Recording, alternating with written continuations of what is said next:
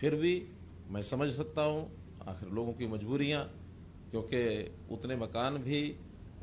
जिस कीमत पर लोगों को चाहिए, जिस कॉस्ट के हिसाब से चाहिए, उतने न तो डेवलपर्स लाइसेंस लेके बना पाते हैं, और एचएसवीपी का भी एक लिमिटेड दायरा है, उस हिसाब से वो भी अपना बनाते हैं, तो सबके लिए शायद आवश्यकता पूर्ति नहीं होती है। तो ऐसे अनअप्रूव्ड कॉलोनीज़ का पिछले कई वर्षों से ये क्रम लगातार चलता रहा है। हमने जब शासन में आया तो विचार किया कि इन चीज़ों को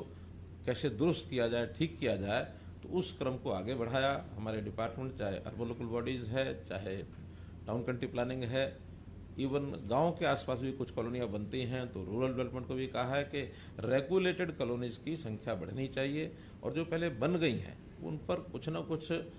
जो पहले वाली शर्तें हैं उनमें कुछ छूट दे करके उनको अप्रूव करके, ताकि उनके ऊपर एक तलवार इलीगैलिटी का या एनक्रोचमेंट जो होती है उसका वो तलवार न लटके रहे, उनको सुविधा दी जाए।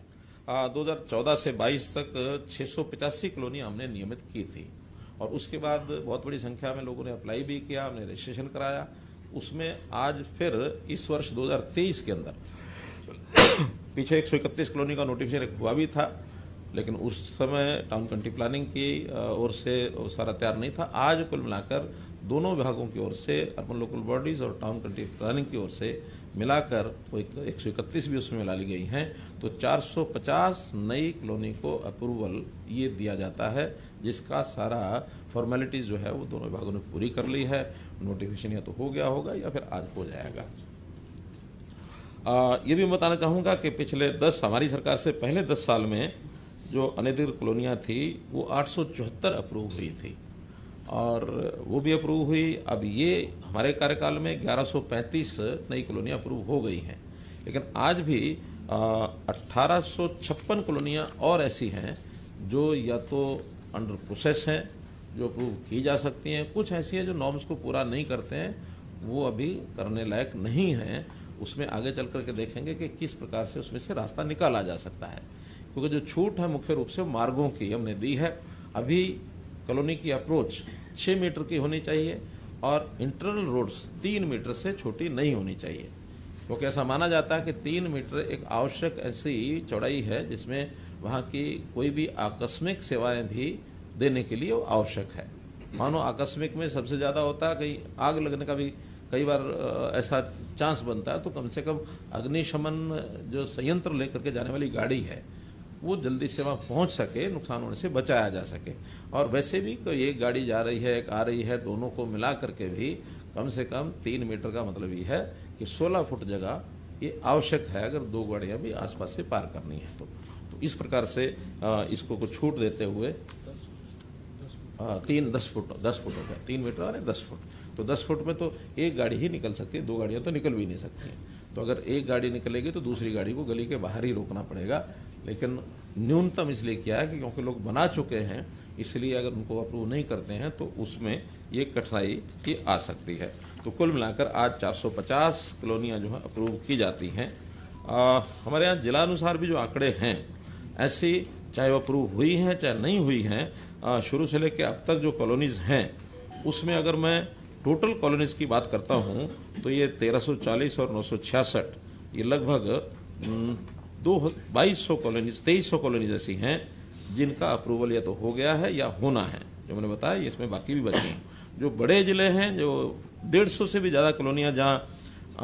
अनअप्रूव्ड थी, जिनमें कुछ हो गई, कुछ और आगे होंगी, उसमें कुछ 5-6 ज़िले हैं जिनका मैं नाम लेता हूँ। फरीदाबाद में ऐसी कॉलोनीज की संख्या 188 है, हिसार में 181 है, कुरुक्षेत्र में 169 है, पलवल में 201 है, सोनीपत में 162 है, यमुनानगर में 195 है। ये जब 150 से ऊपर हैं, बाकी 150 से कम भी हैं। तो आगे इसमें और भी विभाग को मैंने कहा है कि इसको जितने भी संभव हैं जल्दी से जल्दी विचार करके उसको किया जाए। टाउन कंट्री प्लानिंग की जो कॉलोनीज़ हैं पहली बार अप्रूव कर रहे हैं, इससे पहले केवल अर्बन लोकल बॉडीज़ की ही कॉलोनीज़ हैं उनको अप्रूव किया करते थे, लेकिन जो म्यूनसिपल एरिया है और उसके बाद फिर एक जो एरिया रहता है अर्बनाइज्ड एरिया यानी controlled area, town country planning को ने जो अपनी एक सीमा बनाई हुई कंट्रोल्ड एरिया की, तो यूएलबी के एरिया के बाहर कंट्रोल्ड एरिया के अंदर जो कॉलोनीज़ हैं उसका सारा कामकाज का जो जिम्मेवारी है वो टाउन कंट्री प्लानिंग की है। तो तो टाउन कंट्री प्लानिंग ने वहाँ सारी शर्तें देखने के बाद उनको अप्रूव किया है, और वहाँ जो भी डेवलपमेंट चार्जेस होंगे उसके बाद उसको HRDA के माध्यम से वहाँ उन कॉलोनीज़ को विकसित किया जाएगा। तो इतनी जो कॉलोनीज़ हमने अप्रूव की हैं अभी, इसके ऊपर विशेष खर्चा भी, क्योंकि केवल डेवलपमेंट चार्ज से तो पूरा हो नहीं पाएगा, खर्चा ज़्यादा होता है, डेवलपमेंट चार्ज कम आते हैं। हमने इस वर्ष 500 करोड़ रुपया अपने बजट में एक स्पेशल प्रावधान ऐसी जो कॉलोनीज़ हैं उनके लिए एक प्रावधान किया है, और ये सब होने के बाद आवश्यकता पड़ेगी तो और भी करेंगे, लेकिन ऐसी जो अनडेवलप्ड कॉलोनीज़ हैं उनको डेवलपमेंट की जिम्मेदारी भी ULB की और टाउन कंट्री प्लानिंग की आती है, उस नाते से हम करेंगे। टाउन कंट्री प्लानिंग जो साइज़ रखा है छोटे से छोटा, 2 एकड़ की अलग थलग जो कॉलोनी है उसको भी अप्रूव कर दिया है। 2 एकड़ से नीचे उसी कॉलोनी को अप्रूव किया गया है जो किसी ऐसी कॉलोनी पहले से बनी है उसके साथ लगती है। अप्रूव्ड कॉलोनी पहले है लेकिन उसके साथ 1-1.5 एकड़ का कोई है, उसको साथ लगती कॉलोनी को भी कर दिया है, ताकि उसकी जो सेवाएं हैं रास्ते की बाकी सब पहले से अप्रूव्ड कॉलोनी के साथ वो जोड़ा जा सके। जो जिसको कहना चाहिए स्टैंड अलोन 2 एकड़ से कम नहीं किया है, तो 2 एकड़ से ऊपर की सब कॉलोनीज वो की हैं। कहीं कहीं अप्रूव्ड कॉलोनीज में पहले कुछ कमियां ये रह गई थी कि बीच बीच में जो खाली प्लॉट थे उन खाली प्लॉट को भी अनअप्रूव्ड श्रेणी में माना गया था। अब उन्होंने तय किया कि किसी अप्रूव्ड कॉलोनी के अंदर कोई छोटा आइसोलेटेड एक प्लॉट अनअप्रूव्ड की श्रेणी में था, उनको भी सबको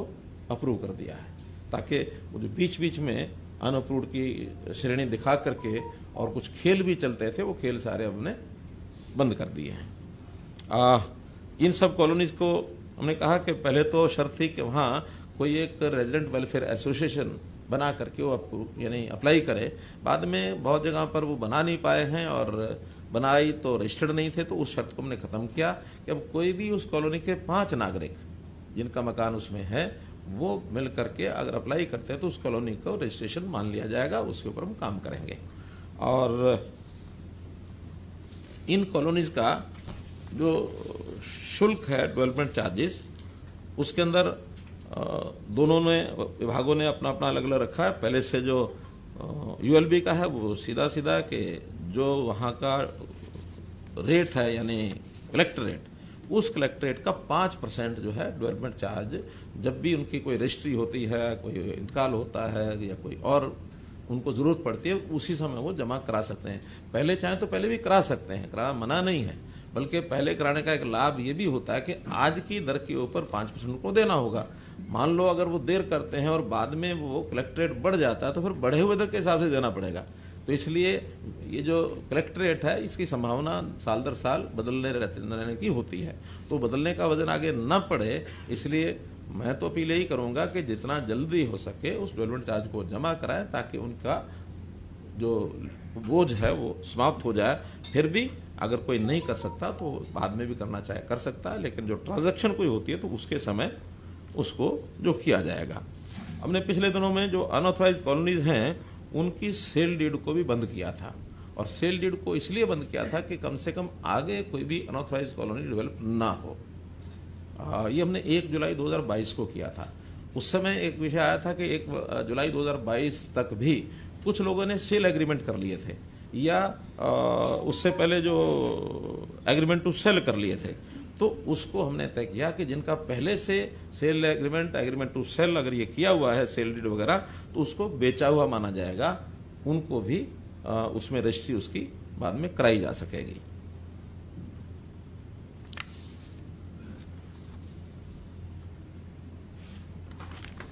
कुल मिलाकर आज के संदर्भ में जितनी हमने सुविधाएं दी हैं वो आपको मैंने बताई हैं। अब इस संबंध में विधिवत इसका हाँ, हम यहाँ पर आपको जिलानुसार उसका एक मैप दिखाएंगे कि किस जिले में किस शहर में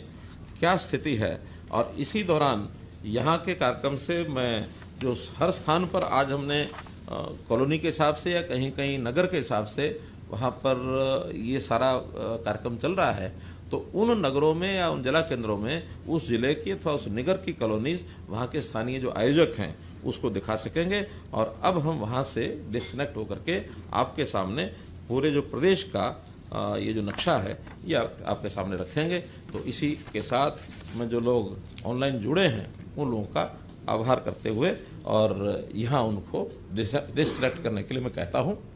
और अब ये जो जिला अनुसार इसका एक स्लाइड है वो दिखा दीजिए। सोनीपत जिला जिसके अंदर गोहाना, गन्नौर, सोनीपत और खरखोदा, इन चारों में ये जो ग्रीन कलर किया हुआ है ये कॉलोनीज तो पहले से अप्रूव हैं, और जो येलो कलर किया है, किसी एक नगर को ज़रा एनालाइज करो। हाँ, ये जो येलो किया है ये आज अप्रूव किया है, और जो रेड है ये अभी अनअप्रूव्ड है, अभी इसमें नहीं किया है, इसका सारा सर्वे चल रहा है, आगे आने वाले समय में इनको भी अप्रूव करेंगे।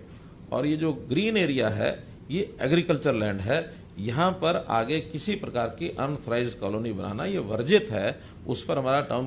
प्लानिंग डिपार्टमेंट थोड़ा उसको इम्प्लीमेंट करेगा कि यहाँ कोई कॉलोनी और नई न बने, और नई योजना में जिसको भी कॉलोनी बनानी है